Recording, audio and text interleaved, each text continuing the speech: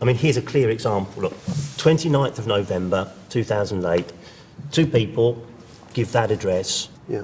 2nd of February 2009, 2 different people give exactly the same address. There's nothing romantic about this. It's just an Nothing industry, at all. isn't it? Just It's an industry. It's a production line. How many marriages would you have in a normal year at this church? In a normal year, if we had a good year, we might have 10. And how many were you having during this period? 3 times that amount. One of the greatest privileges of ministry is that you get very, very close to people at very, very special times in their lives.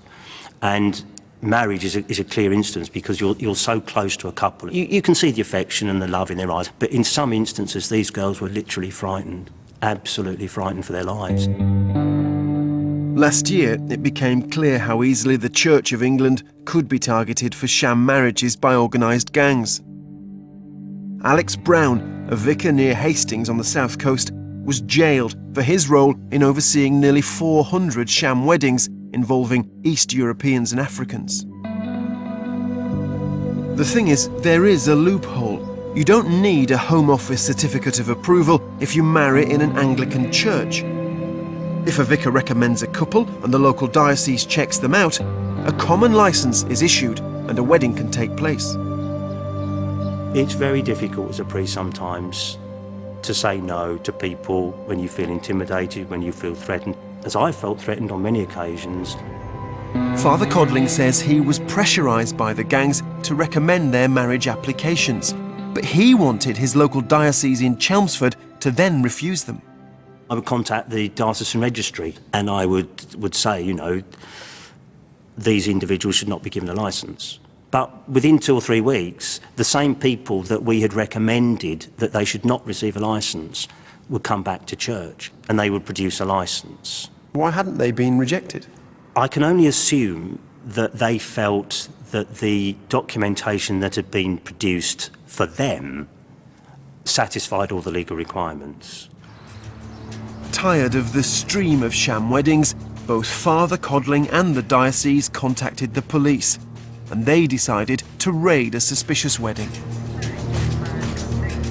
They hid themselves in the vestry in the church. The couple arrived on time.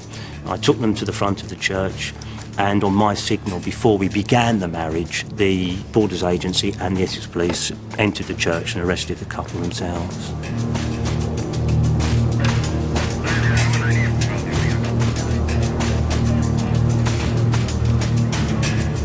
What was actually going on? What was going on was organised criminality. A lot of the girls that were presenting themselves for marriage at the altar almost certainly involved in organised prostitution, drugs, money laundering, people trafficking, serious criminality.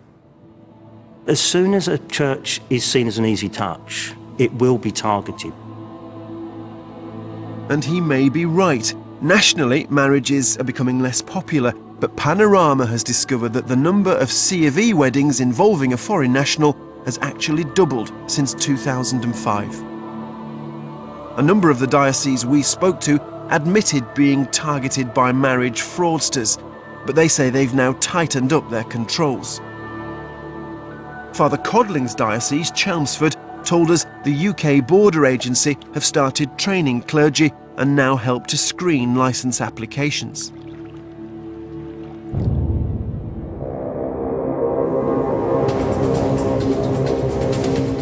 Back in East London, we have what we think is our last appointment with Mr. Ali, the immigration lawyer. We expect him to complete the application for a certificate of approval for our bogus couple. We've done as he asked and got our fake groom a girl. The fake bride is an undercover reporter. We've got a cover story for you. Okay. You will be Ava. Okay. And you'll be a cleaner. Okay. Presumably I will be acting as if I am meeting the groom for the first time. You just got to make sure, and the lawyer knows it's not real, that it's all false, and that you're just doing it to keep this guy in the country.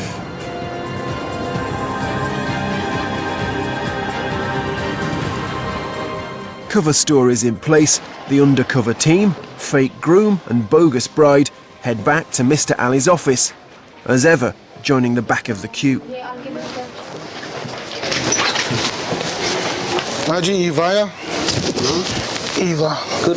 Jadi you see polish ਕੁੜੀ ਹੈ ਨਾ discuss ਕਰਦੇ ਸੀ ਤਾਂ ਇਹਨਾਂ ਅਸੀਂ ਸੌਦਾ ਕਰ ਲਿਆ ਗੱਲ ਹੈ ਨਾ ਇਹਨਾਂ ਅਸੀਂ ਸੌਦਾ ਕੀਤਾ ਇਹਦੇ ਪੈਸੇ ਥੋੜੇ ਆ ਇਹ ਵੀ ਥੋੜੇ ਕੁਐਸਚਨ ਪੁੱਛ ਰਹੀ ਪਹਿਲਾਂ ਕਹਿੰਦੀ ਮੈਨੂੰ ਪੂਰਾ ਸਮਝਾ ਦੇਵੇ ਵਕੀਲ ਜੀ just by himself. Do you want to ask me some questions? Yes, I don't understand how it works. What I have to do.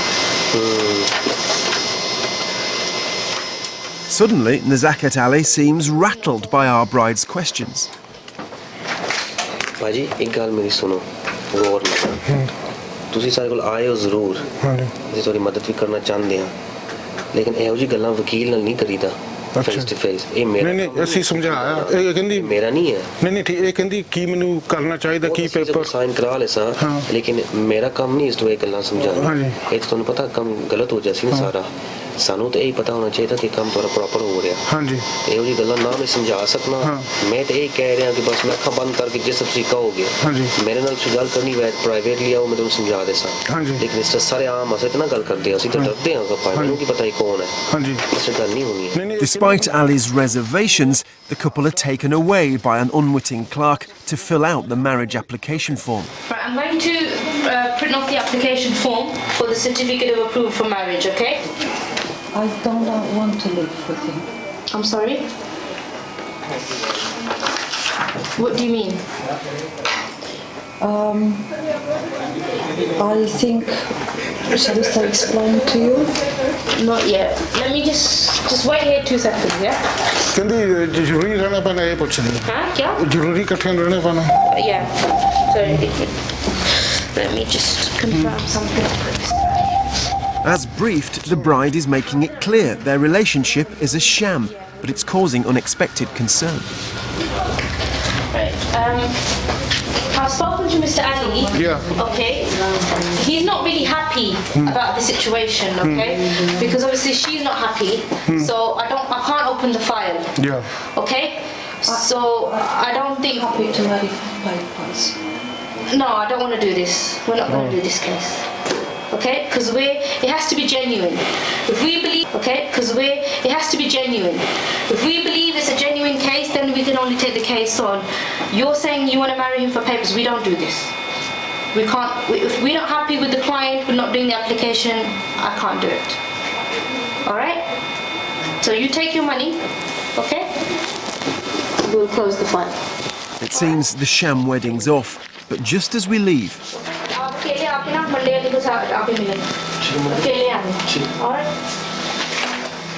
Mr. Ali has asked to see the men in 3 days' time in private. We've got no idea what he'll say. Ali is right to be nervous. Arranging a sham wedding is a serious crime and can lead to a prison sentence.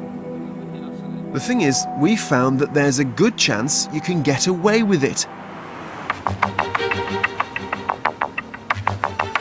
The Home Office receives approximately 20,000 applications for certificates of approval each year, and our investigation can reveal that they refuse just 1 in every 20.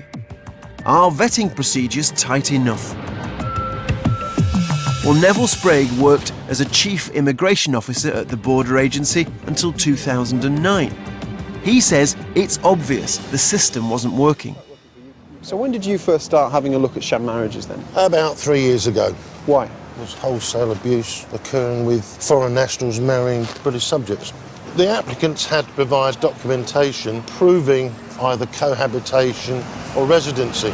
They were submitting forged utility bills, quite obviously forged, with a very simple check on the document would have said, well, no, this is counterfeit. Despite the fall in the number of marriages overall, there was still around 1,000 applications arriving at the border agency each month. Sprague claims that put the new certificate of approval scheme under pressure. The staff processing them had so many to do in a day, and they were in effect being rubber stamped. After a while, the criminal gangs involved in sham marriages realised that there was no real scrutiny taking place, and the abuse increased. Neville Sprague left the border agency 2 years ago after claims of misconduct. He's fighting the allegations and a tribunal will take place this summer. The Home Office dismisses his evidence as unreliable, but we believe he helps explain the pressure the system is under. But there is about to be a big change in the way the UK border agency works.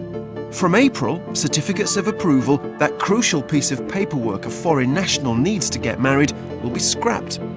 The European Court said it is a human right to get married and immigration status makes no difference. So in a matter of days, all but the most basic checks will disappear. Some registrars fear a return to the bad old days before the certificates of approval were first proposed in 2004.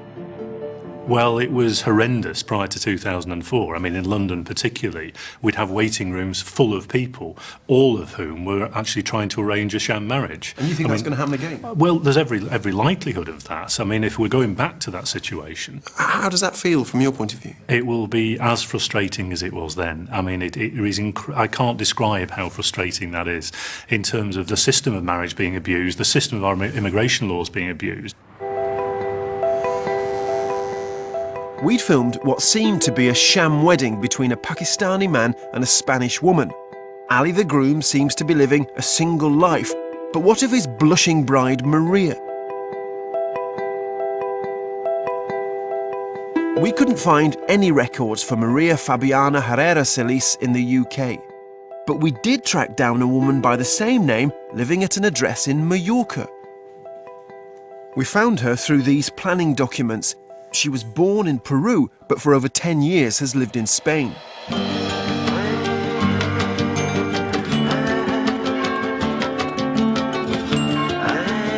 What's gone so wrong with our newlyweds that our bride is back living in Mallorca?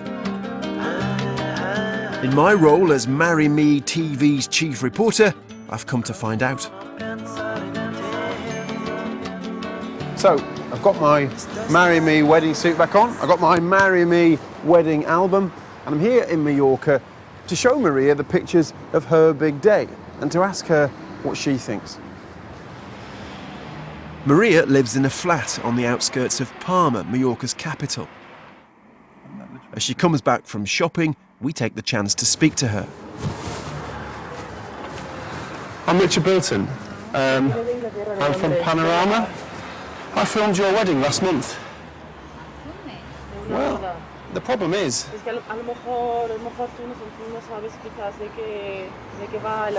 So last month you got married in the United Kingdom and I filmed your wedding. The problem is I don't recognise you from these pictures. Who's this? And who's this? Maria seems in complete shock about the marriage, and she's clearly not the woman we saw in the registry office in Brent. You don't look like the lady in the pictures. How could that happen? So that's not you, is it? Well, that's you, isn't it? She's confused, and so are we.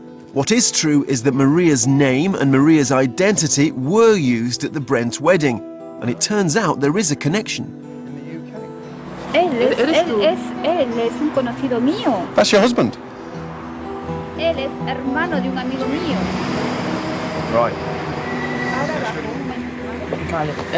She will come back now. So, Maria seemed to know nothing about it. She knows Ali, but she seemed to me anyway to not know anything about the wedding, and I think she wants as many answers as we do.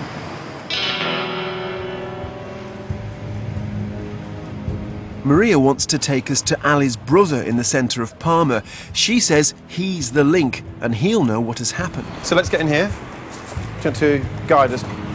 You follow this road. When we arrived in Palma, we thought Maria was part of the sham wedding. Now it seems she's a victim of identity fraud. She says last year she was offered work in Ali's restaurant in London. Para los papeles, para ya trabajar y documentos dar ahí. In London, she was asked whether she'd take part in a sham wedding, but said no. And she says while she was there, her passport went missing. ellos ver esto y yo no querer así hacer